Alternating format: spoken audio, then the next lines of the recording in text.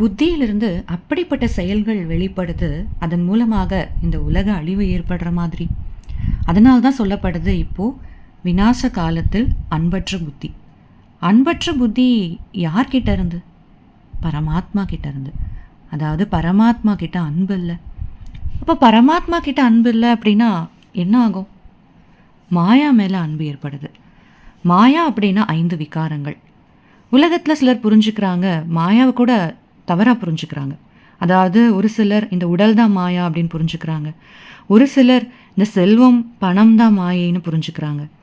இப்போ ஒரு சிலர் இந்த உலகமே மாயை அப்படின்னு புரிஞ்சுக்கிறாங்க. இப்போ இந்த செல்வம், இந்த செழிப்பு எல்லாம் தேவதைகள் கிட்ட கூட இருந்தது. ஆனால் மாயை அப்படின்னு எதை சொல்லப்படுது? இந்த 5 விகாரங்கள். இந்த விகாரம் தான் மாயை. மற்றபடி இந்த உடல் மாயை கிடையாது. தேவதைகள் கூட இந்த உடலில் தான் இருந்தாங்க. அவங்கக்கிட்ட மாயை இல்லை. மாயை அப்படின்னா விகாரம். மாயை தான் துக்கம் கொடுக்குது. செல்வம் இருக்குது அப்படின்னா அது சுகம் தானே கொடுக்கணும். அது சுகத்தினுடைய சாதனம் தானே. ஆனால் இப்போ இருக்கக்கூடிய செல்வம், உடல் எல்லாமே துக்கத்தை கொடுக்குது. செல்வம் மூலமாக, உடல் மூலமாக, இந்த உலகத்தின் மூலமாக கூட நிறைய துக்கம் தான் ஏற்படுது. இதனுடைய காரணம் என்ன? ஒவ்வொரு விஷயத்திலும் மாயை பிரவேசமாயிருக்கு. அதாவது ஒவ்வொரு விஷயமும் 5 விகாரங்களுடைய வசத்தில் செய்யப்படுது. அதனால்தான் பாபா சொல்கிறாரு, தன்னிடமிருந்து இந்த மாயையை வெளியேற்றிடுங்க, மாயையை வெளியேற்றிடுங்க.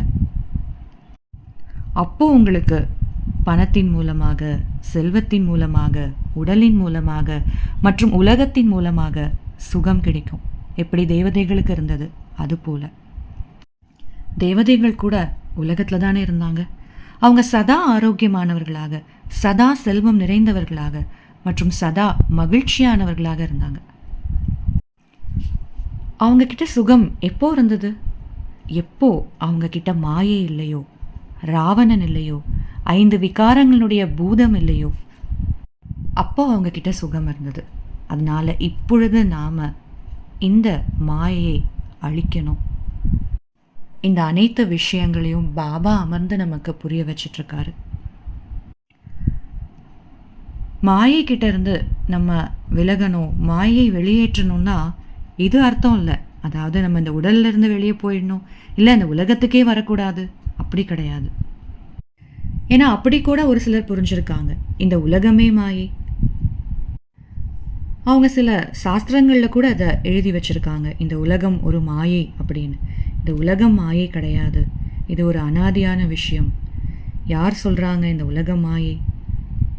விகாரங்களுடைய காரணத்தினால மாயை வந்துருச்சு. மனிதர்கள் துக்கம் நிறைந்தவர்களாக ஆயிட்டாங்க.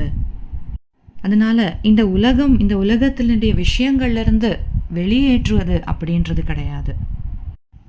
ஆனால் இந்த உலகத்தை மற்றும் இந்த உலகத்தின் விஷயங்களை தூய்மையாக ஆக்குவதற்கான ஒரு விஷயம் இது. ஏன்னா ஆரம்பத்தில் முழு உலகமும் தூய்மையாக தான் இருந்தது. இந்த தூய்மையான உலகம்தான் தேவதைகளுடைய உலகமாக இருந்தது. வேறு எங்கேயும் தேவதைகளுடைய உலகம் இல்லை. மேலே தேவதைகளுடைய உலகம் சொல்கிறாங்க, அப்படி கிடையாது. இதே உலகம்தான் தேவதைகள் வசிக்கக்கூடிய உலகமாக கூட இருந்தது. அங்கு வசிக்கவர்கள் கூட இதே மனிதர்கள் தான். அதை தான் நம்ம ஸ்வர்க்கம், ஹெவன் அப்படின்னு சொல்கிறோம். இதே உலகம்தான், இதே போன்ற மனிதர்கள் தான். ஆனால் ஸ்வர்க்கவாசிகள். இந்த எல்லா விஷயங்களையும் நம்ம புரிஞ்சுக்கணும். இப்போ மாயையை அழிக்கணும். மாயை அழிப்பது அப்படின்னா மாயையை வெல்வது. மாயையை வெல்வது அப்படின்னா விகாரங்களை வெல்வது. விகாரங்கள் நிறைந்த கர்மங்கள் ஏற்படுவதால தான் செல்வம் கூட துக்கத்தை கொடுப்பதற்கு காரணமாக அமையுது. இந்த உடல் கூட விகாரத்தினுடைய கணக்காக ஆனந்தனால அகால மரணம், நோய்கள், இந்த மாதிரி விஷயங்களால் துக்கம் கிடைக்குது.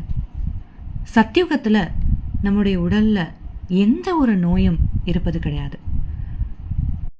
ஒரு பொழுதும் அகால மரணம் ஏற்படுவது கிடையாது. ஏன்னா அங்கே உடல் கூட நிர்விகார பலத்தின் மூலமாக, அதாவது யோக பலத்தின் மூலமாக உருவாகுது. இப்போ விகாரங்களுடைய பலத்தினால உருவாகுது. அதனால துக்கம் ஏற்படுது.